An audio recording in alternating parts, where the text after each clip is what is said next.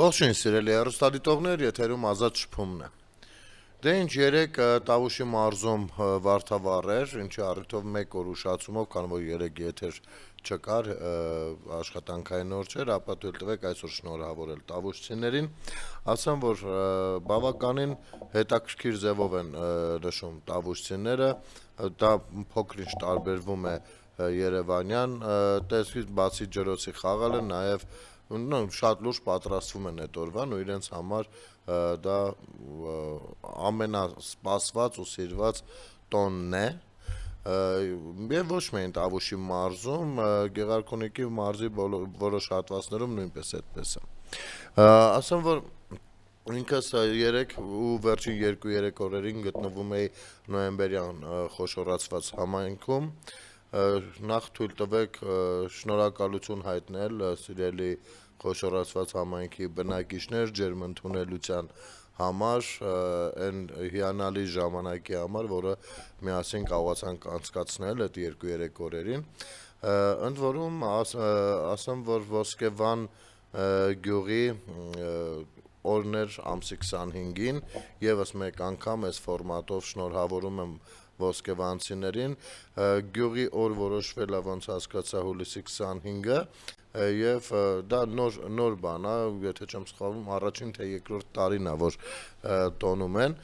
բավականին հետաքրքիր օրակարգով իմիջայլոց եւ ամբողջ գյուղը շատ տենց կազմակերպված, շատ պատրաստված էր դրան,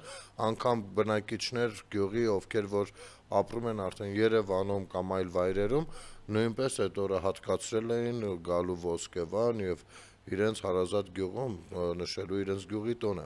Շատ հետաքրքիր օրակարգ էր իմիջայլոց առավոտյան եկեղեցի, հետո հերոսների պուրակը, հետո մշակույթի պալատ, որտեղ հիանալի միջոցառում տեղի ունեցավ եւ հետո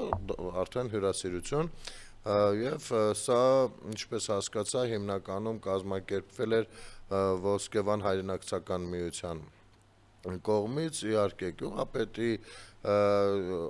աջակցությունը կամ ջանքերը կլինեն համայնքի նույնպես, բայց հենց այս միասնականությունը շատ տեսանելի էր, համ տեսանելի էր, համ տրամադրությամբ դու զգում էիր դա ամենուր, մի խոսքով ես հույս ունեմ, որ այո ուրախ օրեր վայելելու եւ տոնական տրամադրություն ունենալու իրավունք վաղուց վաստակել են մեր սահմանամերձ գյուղերը եւ շատ ավելի հետաքրքիր ու հաճելի կլինի տեսնել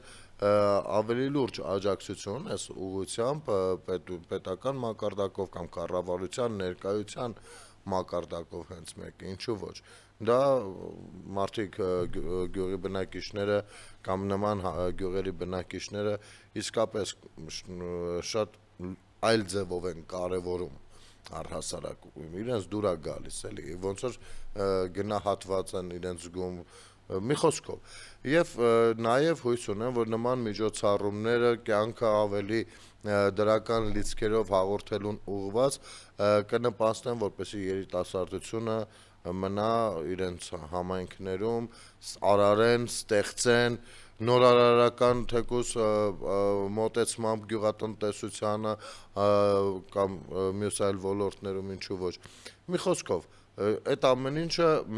մեզ բոլորիս համար ազգային անվտանգային հարցի լուծման մեխանիզմներից մեկը կլինի։ Եվս մեկ անգամ շնորհավորում եմ։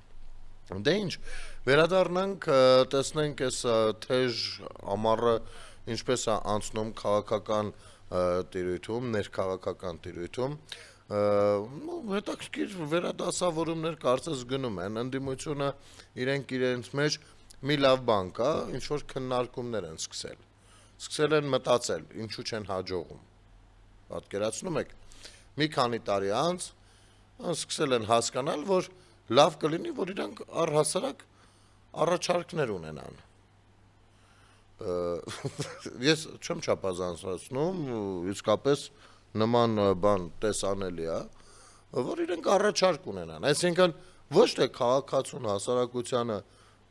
տենց վիրավորելով, իրենցից հեռացնելով, փորձեն կտրվել ու իրենց կոնտենտով հավաքվեն մի անկյունի վրա, բոլորի վրա բարկացած, կեսին թուրք ասեն, կեսին չգիտեմ ինչ, փորձելու համար պաշտպանել իրենց ունեցած չունեցածը, այլ մեկ եկեք տեսնենք իսկ քաղաքականությամբ կարելի է զբաղվել, թե չէ, սենց հարցեր են առաջանում։ Ու գանք թերևս նախ եւ առաջ Գագիկ Ծառուկյանի ուղերձին, ես ուզում եմ հասկանալ, էլի, սա ինչ նոր տենդենս է, ինչ որ բոլորը բանտերից ինչ որ ուղերձներ են հղում, դեռ լավ, սենց մարդիկ մի կողմ, լրտեսության մեջ մեղադրվողը ուղերձ է հղում, չգիտեմ, ինչ է, էլի, սա ինչ է, ասենք կարելի է հանրությանը այդքան այդ իմաստով անապահով թողնել, էլի, չապահովել նրա ինֆորմացված լինելու իրական ինֆորմացիաների մասն է խոսքը, ինֆորմացված լինելու իրավունքը չապահովել։ Ասենք ինչ որ լրտես ինչ գործ ունի, ասենք ուղերձ հղի։ Հանցագործին վերցնում տանում են Բերդ, որակում են որպես իբր քաղաքական հալածյալ, սա էլ դուրս է գալիս օրը մեջ իբր ուղերձ է հղում, ոնց է հղում։ Այդ ինչ տենց հանդիպումներ է ունենում, հետո ոնց է տալիս այդ ուղերձը, էլի փոխանցում։ Թե ասում լավ, կգնաք մի հատ սենց բանի մանունից կգրեք։ Դե բնական է, որ ասենք Ծառուկյանը դժվար թե որն է անհնար է սենց նախադասություններ կազմած լինի։ Միտքը ասել է, այնտեղ կազմակերպել գրել են։ Բայց լավ, ժողովուրդ, ես ուզում եմ հասկանամ, լսողներին եմ ուզում հասկանամ, ձեր համար նորմալ է, երբ որ օրինակ ձեր ընտրյալը, ընտրություններ ա եղել, դե գիտեք, ձեր ընտրյալը չի կարող իր մտքերը կառուցել, իր մտքերը, հրապարակային մտքերը կառուցելու համար դիմում է իր ընկերներին։ Չէ, նայեք, ուրիշ բան է, երբ որ կառեկցիայի համար դիմես, հա, ասենք թե միտքը դու գրել ես, շարադրել ես, ձևակերպել ես, մի հատ, ասենք որևիցե գործընկերոջ ցույց տաս, ասես մի հատ նայ, էլի, եթե գտնում ես նորմալ է, հենց սենց էլ հրապարակենք, եթե չէ, մի քիչ աշխատենք վրան։ Դա բնական է, նորմալ է, ոչինչ։ Չնայած քաղաքական լուրջագույն հայտ ներկայացնողը պիտի որ դրա կարիքն էլ չունենա, բայց այնուամենայնիվ, դա թիմային աշխատանք է, թող կարող ուզում են ավելի լավ լինի։ Բայց երբ որ առաջնորդը չի կարողանում ձևակերպել իր մտքերը, ասում մի հատ մի բան գրեք, կաղա չէ ասում, չէ ասում, նրանք են վերցրել ու գրում։ Սա նորմալ է ձեզ համար։ Դուք սա ցանկացել եք ընտրել, սա ցանկացել եք տեսնել ազգային ժողովում, ձեր որոշելիքն է, պարզապես հարցեր ռետորական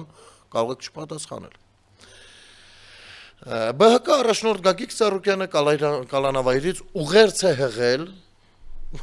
որտեղ ասվում է. Վերջին շրջանի իմ հանրային գործունեության հիմնական ուղերձներից են եղել ներքին համերաշխությունը, բոլորը ներքին համերաշխությունից են խոսում, բոլորը, ներքին համերաշխություն, տնտեսությունը ռուսամետի ու արևմտամետի բաժանելու անթույլատրելիությունը, վերկուսակցական համագործակցության անհրաժեշտությունը, քանի որ որևէ քաղաքական ուժ միայնակ չի կարող նման բարդ իրավիճակում Հայաստանի համար լավագույն լուծումները գտնել։ Այս առաջին տարբերությունն ամբողջը չի։ Նայեք, նախ ստեղ սուտ կա։ Բացի այն որ ուղերձը սուտ է, թե ինքը ուղերձ է աղել, ստեղ մի հատ ուրիշ սուտ կա։ Բանը, տնտեսությունը ռուսամետի ու արևմտամետի բաժանելու անթույլատրելիությունը։ Տնտեսությունը ռուսամետի ու արևմտամետի ոնց է բաժանվել։ Այսինքն ոնց տնտեսությունը բաժանել հերիք չի, մի հատ էլ ռուսամետի ու արևմտամետի, սա ինչ է։ Ինչի մասին է։ Առհասարակ տնտեսությունն ինչ է, պարոն Ծառուկյանը գուցե մի օր բացատրի, էլի։ Չէ, ասենք խոսքը հենց բան գիտական մասին է, գիտական մասով, էլի։ Ասենք ինչ անշանքում տնտեսությունը ռուսամետի օրը, այսինքն ռուսաստանյան ներդրումներ են ուզել այստեղ անել չի եղել, թե Հայաստանը չի ցանկացել Ռուսաստան ինչ-որ բան արտահանի։ Ինչի մասին է խոսքը։ Այսի սուտ թիվ 1-ը, էլի, եւ վերկուսակցական համագործակցության անհրաժեշտությունը։ Իմ կարծիքով վերկուսակցական համագործակցության անհրաժեշտություն առաջացել էր օրինակ 44-օրյա պատերազմի ընթացքում եւ հետո, որտեղ որ բոլորդ ձեզ շատ վատ եք դրսևորել, բոլորդ։ Չի եղել մի հատ քաղաքական ուժ, ընդդիմադիրների մասին է խոսքը, ովքեր որ այդ բարդագույն իրավիճակում, ինչ եմ ընդդիմադիրներին շեշտում, որովհետև իշխանությունը կառավարում էր երկիրը, փորձում էր դուրս գալ ճգնաժամային վիճակից, դուք առավել ճգնաժամը խորացրեցիք, որ լինի արտահերթ ընտրություններ։ Եվ գիտեք ինչ, արտահերթ ընտրությունների ընթացքում Ադրբեջանի հարձակումը Հայաստանի Հանրապետության սահմանների վրա, մայիսի 12-ին հարձակումը, ցույց տվեց ձեր իրական դեմքը, երբ որ դուք ոչ թե ոչ միայն վերկուսակցական գործունեություն չցանկացաք առաջարկել, այլ անգամ դուրս եկաք փողոցներ, տղերքը այնտեղ կռվում են, դուք ստեղ դուրս եկաք փողոց հեղաշրջում իրականացնելու, զավթելու իշխանությունը։ Սրանից ավելի կեղտոտ բան, իմիջայլոց ձեզ ասեմ, Արցախի այդ սցենարը, որը եղավ Արցախում, առաջին Հայաստանի վրա կիրառվեց։ Այն նույն սցենարն էր, Արցախում ճնշումներով հասնել հրաժարականի, ապա լեգիտիմացնել կառավարումը, դրանով թույլ տալով, որ բան լինի, հարցակում տեղի ունենա։ Չէ, հարցակում sense տնես հնարավոր է տեղի ունենալ։ Ես ադրբեջանցիների հարցակման համար, ի տարբերություն Քոչարյանի նմանների, չեմ մեղադրում հայերին, հայկական կողմին։ Չեմ մեղադրում, բայց այստեղից 1000 անգամ ասվել է, մի արեք։ Դա որ անում եք, դրանով հնարավորություններ եք բացում։ Մի արեք։ Բա մի հատ վերկուսակցական մի բան անեք։ Ինչն էր ձեզ խանգարում։ 23 թվականին էթնիկ զտում եղավ։ Էթնիկ զտումից մի օր առաջվանից, 2 օր առաջվանից Երևանում միտինգներ եք արել։ Բա մի հատ վերկուսակցական մի հատ հայտարարություն անեք։ Ծանրագույն իրավիճակներում, որևիցե մատներից չեք տվել, դեռ մի բան էլ նպաստել եք, որպեսզի այդ ճնշումները լինեն, հույս ունենալով, որ սեղ հրաժարական կլինի ու դուք կզավթեք իշխանությունը, այսօր եկել եք ուղիղ տեղը խոսում եք վերկուսակցական ինչ-որ հարաբերություններից, գնացեք ու ունեցեք։ Ո՞վ է ձեզ խանգարում։ Ներքին համերաշխություն, ի՞նչ ներքին համերաշխության մասին ինչ քայլ եք ձեռնարկել, կարող ենք իմանալ։ Ինչ քայլ է ձեռնարկել, ինչի մասն է խոսվել։ Ներքին համերաշխությունը սկսում է սխալների գիտակցումից ու առնվազն դրանց համար ներողություն ասելուց։ Ինձ ցույց տվեք որևիցե մեկիդ, ով ընդունել է սխալ ու ներողություն է խնդրել։ Ես լուրջ եմ ասում, հիմա եթե ասեմ, բացի Փաշինյանից մեկին ցույց տվեք, ասելու եք Փաշինյանին պաշտպանում ես։ Հարգելներս, Փաշինյանը 10,000 անգամ ներողություն ասել 10,000-ը սխալի համար։ Հիմա այդ ներողությունը, այդ սխալը ինչպես է ազդել, ինչ հետևանքներ է թողել, այդ ներողությունը գիտակցումը ինչպես է եկել դրան, հետո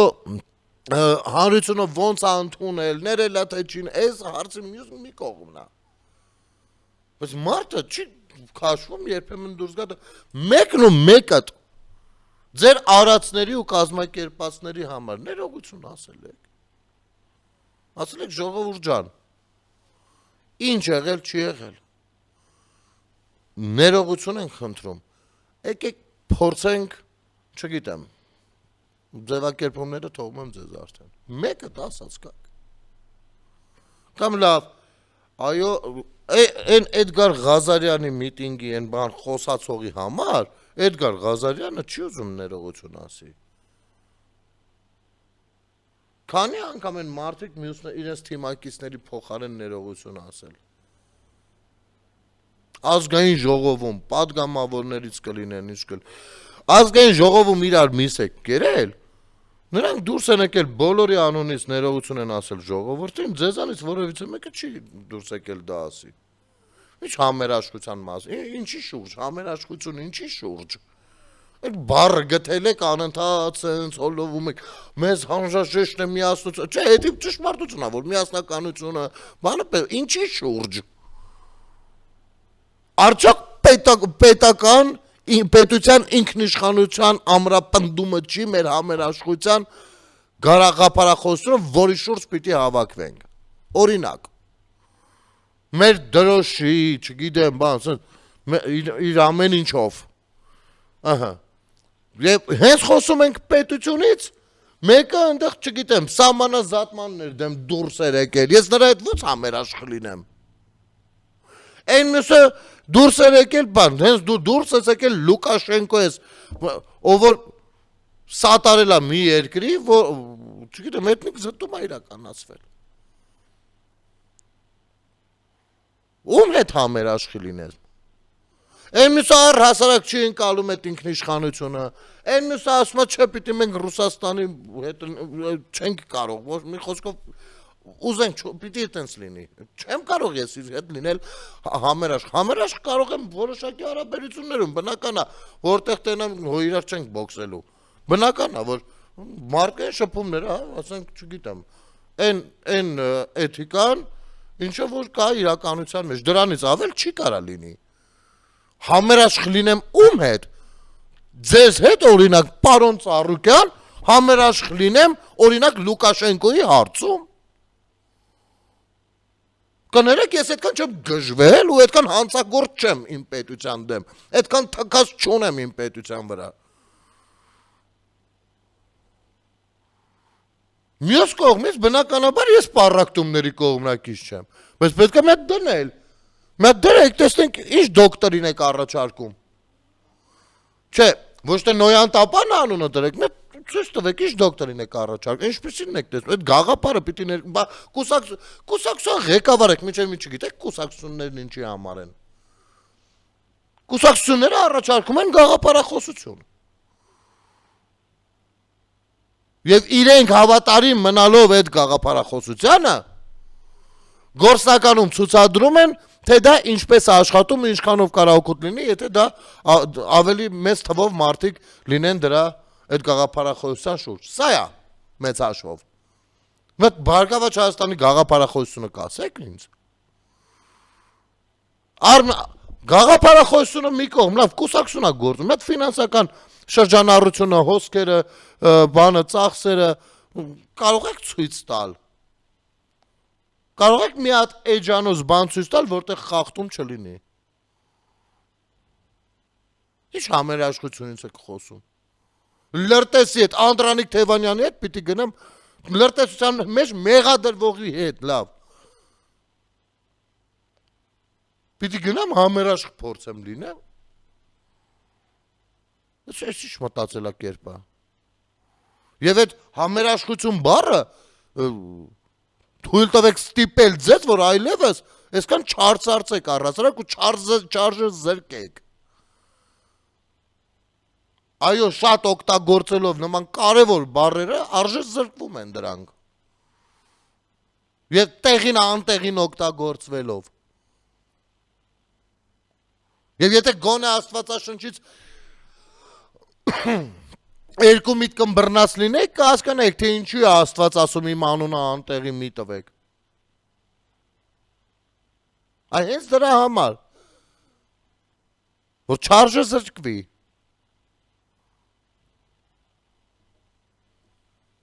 Սա դեռ առաջին պարբերությունն է։ Բայց գնանք կարճ դադարի գանք, մի փոքր ավելի տեմպով առաջ կգնանք, կարճ դադար մեր եթերում։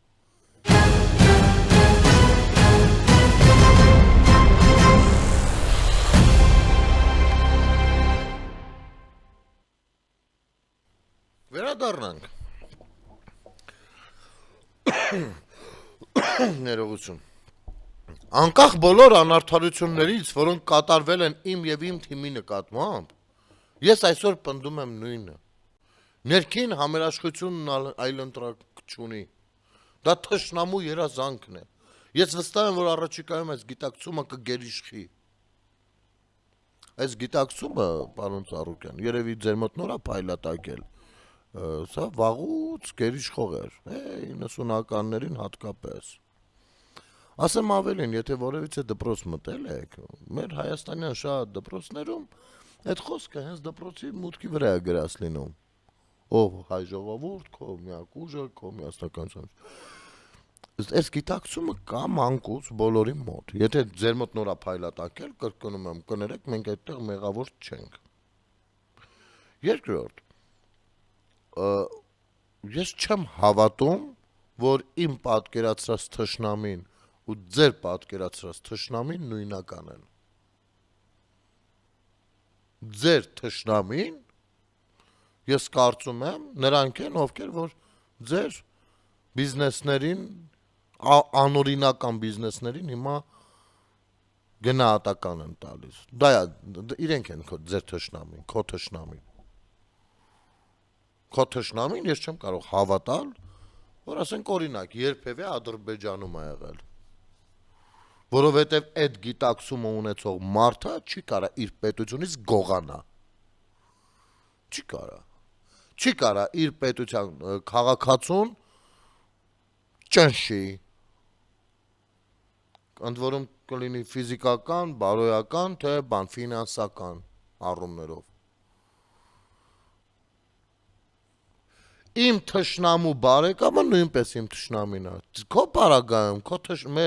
իմ թշնամու բարեկամը քո ընկերն է։ Հասկացա՞ք։ Այստեղ է այդ դիզոնանսները առաջանում։ Դա է պատճառը, նաև, որ մենք չենք, ես եւ դու չենք կարող, կամ դու ասելով, հենց Գագիկ Ծառուկյան անձամբ կեշոներ, այդ տենց մարդկանց եմ ասում։ Չենք կարող լինել, սենց չգիտեմ, համերաշխ, որովհետև պետության հանդեպ ունեցած իմ պատկերացումները ու վերաբերմունքը խիստ տարբեր է ձերինից։ Գուցե իմն է սխալ, չգիտեմ, բայց դրանք տարբեր են, դա փաստ է։ Ու մենք դրա մասին երբեք չենք ցանկացել խոսել այն ժամանակ, երբ որ կոալիցիոն իշխանություն է եղել։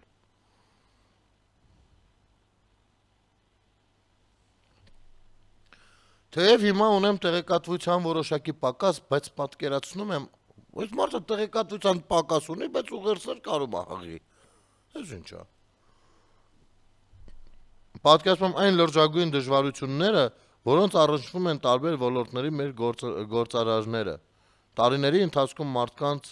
քայլ առ քայլ ստեղծածը դրածը կարող է ջուրն ընկնել։ Ես կողմ եմ, որ Հայաստանից արտանումներ լինեն տարբեր ուղղություններով, ոչ միայն Եվրոպա, այլև արաբական աշխարհ, ԱՄՆ եւ այլն։ Բայց հնարավոր չէ արտահանման շուկան մեկ օրում, մեկ ամսում, նույնիսկ մեկ տարում ամբողջությամբ փոխել։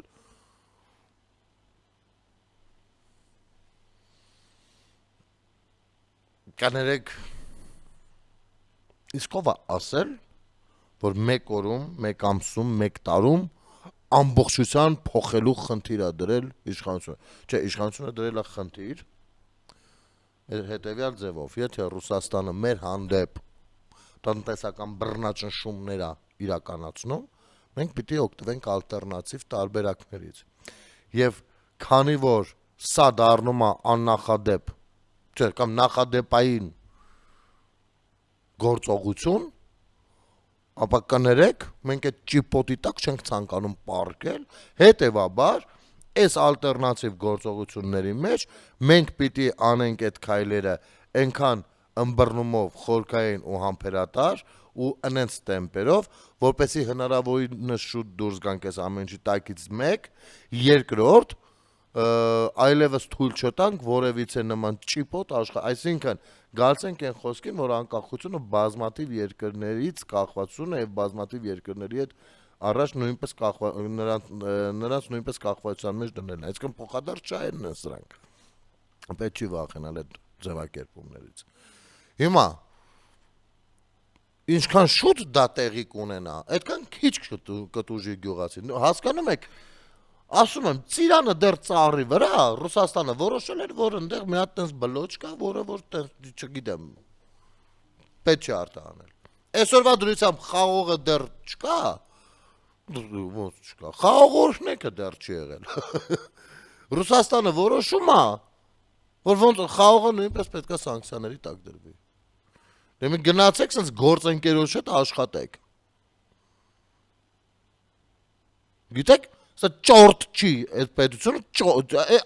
այդ ճորտամիտ ձևով է կառավարել, որ նրանք երբեք չեն հասկացել։ Հիմա էլ sense նայում են իրաց համար խորթ է, էլի ոնց թե դուք չեք ենթարկվում։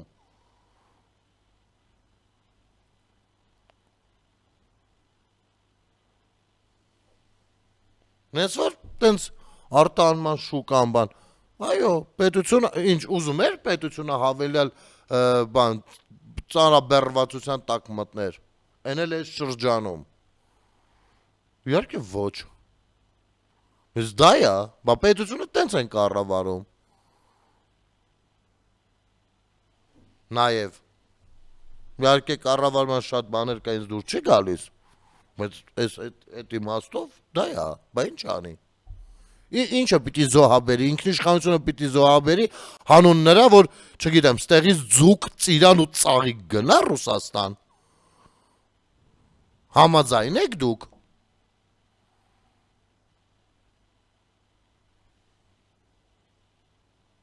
Դա եք քարոզում, ձեր համերաշխության գաղափարախոսությունը այդտեղ է կայանում։ Դա էլ արտահանում չի։ Դա տեղափոխում է ընդամենը դառնում ծայրագավառից դեպի բան, սիրտը, Կրեմլ։ Նոր շուկա պետք է մտնել հանդարտ, գրագետ, համբերատար, առանց նախկինը քանդելու, առանց նախկին տնտեսական կապերն ավիրելու։ Հիմա մենք անում ենք լվրիվ հակառակը։ Տնտեսական նախկին կապերը քո վնասել են իմ պետությանը։ Ասեմ ինչով։ Նավթավերամշակման գործարանը չես թողել, որ ստեղծվի։ Ինչի կարիքա Հայաստանի Հանրապետությունը ունի օդու ջրի պես։ Կոնկրետ այդ կապը պիտի քանդվի։ Ինչ չես նեղվել։ Իմ նախորդ ուղերձներից մեկում նշել էի, որ Ադրբեջանն ինտենսիվ մտնում է այն շուկաները, որտեղից մենք ինտենսիվ դուրս ենք գալիս։ Ավանդական շուկաներ կորցնելուց հետո չափազանց դժվար է լինելու վերադառնալ հին դիրքերին, իսկ որոշ դեպքերում ուղղակի անհնար։ Նրանք, ովքեր ապրում եւ աշխատում են իրական կյանքում, սա շատ լավ գիտեն։ Նրանք, ովքեր ապրում են կաբինետներում, սա չեն պատկերացնում։ Ադրբեջանական շուկան միշտ գերիշխող է եղել Ռուսաստանում։ Ռուսաստանում հայկական ապրանքները, եկեք մի տենց, նենց չէ էլի դուք Ռուսաստանում ինչ-որ մի ապրանքատեսակի բան եք ունեցել, մանապոլիա էլի, որ սենց բանն է, էդի հայերը պիտի անեն էլի, սենց հայերին, չէ, հեչ էլ տես չի եղել, ինչ շուկայում, ռուսական շուկայում, որ ոլորտն է գրաված եղել, կարող եք իմանալ, որ ոլորտը, գյուղ մտերքները հիմնականում թուրքական ու ադրբեջանական են եղել, նու ծավալների մասով եմ ասում, որ ոլորտն է, Ռուսաստանում ապրող հայերը կհաստատեն իմ ասածը, իրանք շուկայից օրինակ, դու հա ասա մեղրիի նուրը, իրենք շուկայից առնում են ադրբեջանական նուրը, դու հա ասա մեր արեցյան դաշտավայրի չգիտեմ կաղցրամ ձմերուկը, բանից Տաջիկստանից, Ուզբեկստանից, Ղազախստանից ձմերուկ ու սեղա գնում, որ էլ ասելու չի։ Անգամ Ծիրանը, որը որ հա մերն է ու որ մեկը չի կարա մրցի համի տեսանկյունից, բայց էդի Ռուսաստանյան շուկայի համար այդ մի քանի հազար տոննան այնքան քիչ է, որ դու այդ ոլորտը դաժե անգամ չես կարող ասել ես գրավել էի։ Չէ, դա շուկա էր տանում ծախում գալիս էիք։ Այսքան բան։ Որովհետև գյուղը տնտեսություն էլ չեք զարգացրել։ Որովհետև են ջրամբարներ չեք ստեղծել, երբեք։ Որովհետև ջրային ռեսուրսների կառավարման մասին ոչ մեկը չեք ցանկացել մտածել, ամեն մեկը մենակ ձեր պլանտացիաները։ Ու այսօր ունենք այնպիսի հիմնարար խնդիր է դա, հիմնարար ռազմավարական բարդագույն անվտանգային բարդագույն խնդիր է, որը լուծելուն միլիարդներ են պետք։ Եվ ոչ միայն միլիարդները փողի տեսանկյունից, այլ նաև մասնագիտական վերլուծությունների այդ աշխատանքների ժամանակի տեսանկյունից։ Իսկ այն նույն դպրոցում ինչ որ ասում է, որ ինչա գրած, այդ նույն դպրոցում մեզ սովորեցրել են, որ ժամանակը ոսկի է։ Դա ամենաթանկն է։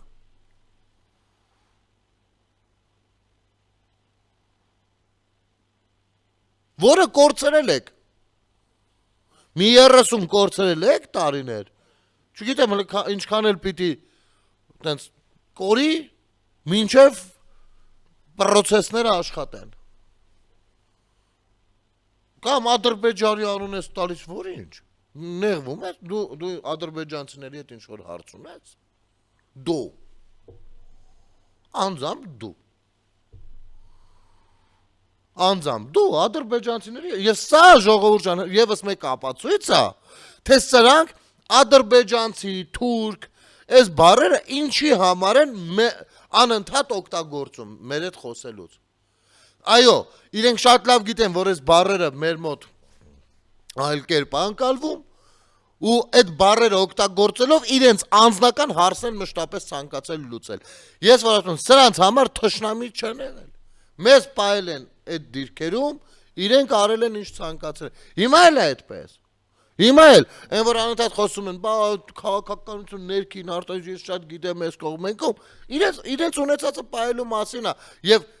այս քաղաքացիներին փորձում են որպես զինվորիկներ, պեշկաներ օգտագործել, տես տարբեր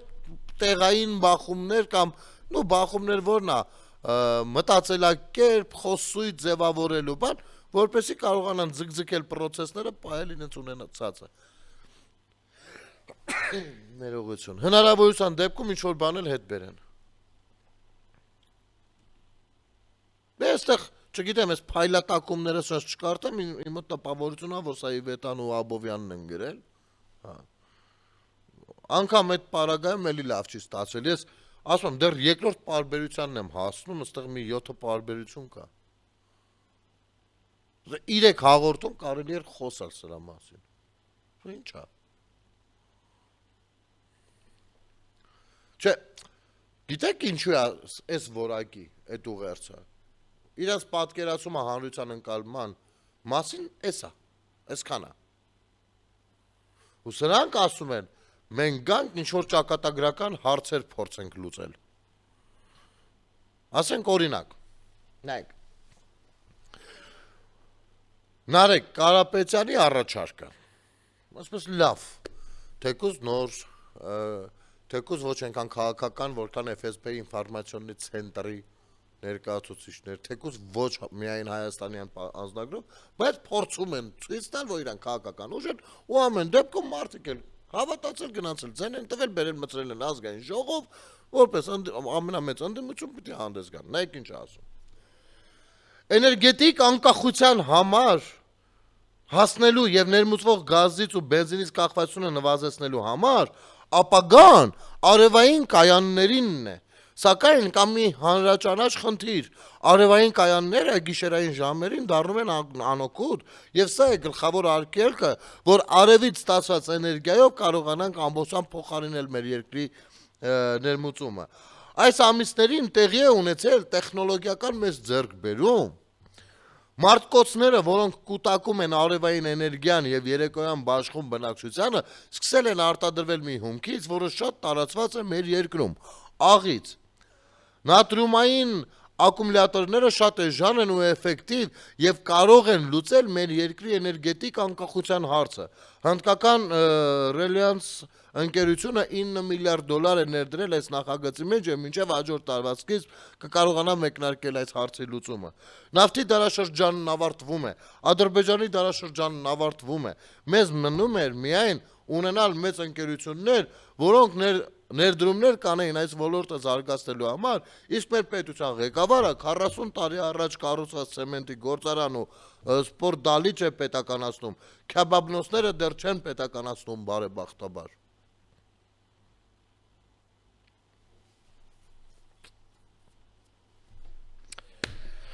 Նարեկ,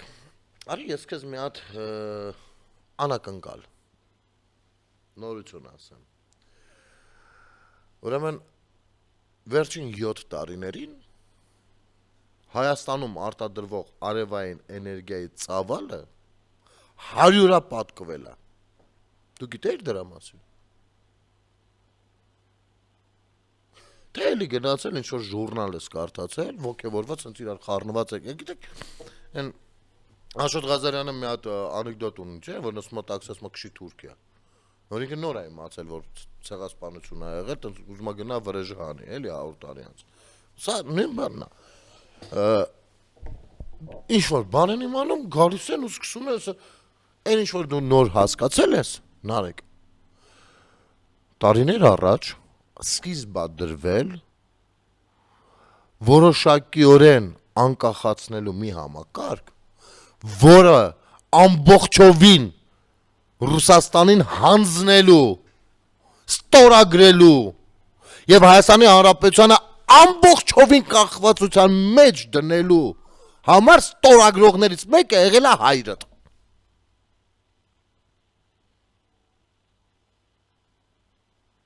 Հասկացար։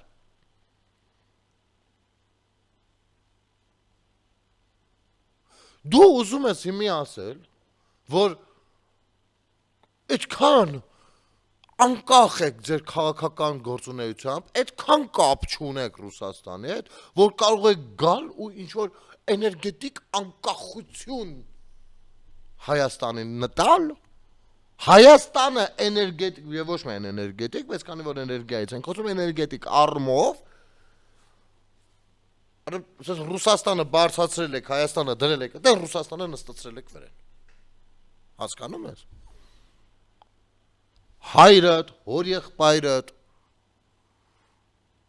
հորդ քաղաքական թիմը, հորեղբորդ փողերին մեռած քաղաքական կոչվող կռիցները, գործիչները, առնետները։ Ինչ ցես հիմա դու եկել խոսում։ Հա, ճշմարտացիություն կա այդ ինֆորմացիայի մեջ։ Ես քեզ մի հատ ուրիշ ինֆորմացիա էլ ասեմ, ասենք օրինակ։ Հա, ասում ես 40 տարում, դու եկել ես 40 տարվա բանն ես փակում։ Բայց ներդրում անեիք։ Բայց 40 տարի ցեմենտ են մենակ շնչում այդ մարդիկ։ Բայց ներդրում անեիք այդ ոլորտում, բախ ինչ եք արել։ Խեք սովետի թողած դեռ այդ գործարանը շարք, խի չեք արել ներդրում։ Որովհետև դուք չեք կարող անկախ մտածողությամբ գալ այստեղ 1000 դրամի ներդրում անել էներգետիկ ոլորտում, որպեսզի Հայաստանին 1000 դրամի կախվածությունից հանեիք, էներգետիկ կախվածություն։ Դուք չեք կարող։ Այդ դա է խնդիրը։ Այնպես որ քո կառուցած նախադասությունը ծիծաղելի է այն առումով, թե դու ինչպես ես քո լսածը հետո փորձում մեկնաբանել ու նաղդել քեզ ընտրողների վրա։ Իմիջայլոց անվճար ինչ-որ տրանսպորտ է գործելու մի քանի գյուղում, մենք մեր նախընտրական խոստում ենք համ։ Չէ, ես այդ համայնքի բնակիչներին վայելեք, որովհետև եթե չլիներ քաղաքացիական պայմանագիրը, չէր լինելու այս մրցակցությունը, չեն լինելու դրանք։ Սա լիներ շուտ կլիներ։ Շուտ կլիներ։ Ոչ ձեռներն է քարի տակ եղել, ոչ էլ Հայաստանի տեղը նորեն իմացել։ Ոչ էլ ձեզ են նոր ճանաչում կամ տեղի խնդիրներից նորեն տեղյակ։ Բայց մյուս կողմից իմացեք։ Էլի ընտրություններն են, գալու են քթներից հետ բերեն, ասելու են, բա մենք ձեր համար անվճար տրանսպորտ ենք բան արել, բա չեք ուզում մի հատ մեզ ձեն տակ, ես ինչ անշնորհակալ ժողովուրդ եք, այս այա դառնալու, այնպես որ ինձ լսեք, չեք էլ օգտվի այդ անվճար տրանսպորտից, այդ 100-150 դրամները ձեր քթից են մեր, լուրջ եմ ասում, ինչ են անում, Եղու բրինձ են 2 հոգու տվել, դուրս են եկել, ազգային բարեր ար, գիտեք ինչքան բանն են կարել, բան, սենց բաներ, նույնը դա են անելու, ես ձեր տեղը, ես լինեի տեղի բնակիչ կբոյկոտ էի, դու ով ես իմ համար անվճար տրանսպորտ ես բերում, դու ով ես, եթերում ազատ շփումներ, կհանդիպենք